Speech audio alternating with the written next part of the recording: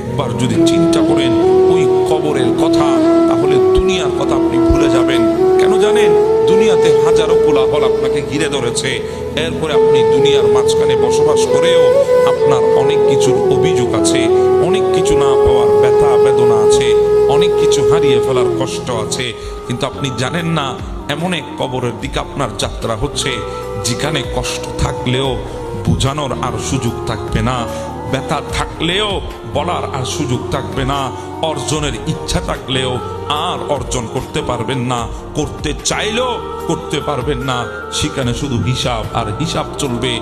আর ওই হিসাব দিতে হলে আপনাকে এই দুনিয়ার মধ্যে নিজেকে প্রস্তুত করতে হবে। যেই সফরটার মধ্যে আপনি আছেন, এই সফরে নিজেকে গুছিয়ে নিতে হবে। সামনের সফরটা অনেক লম্বা সফর, এখান থেকে প্রস্তুতি যদি না হয় তাহলে ওই সফরটা বড় কঠিন আর মারাত্মক হবে। এজন্য সুযোগ আমাদের এখন নিজেকে প্রস্তুত করা। কথা বলেন ঠিক না?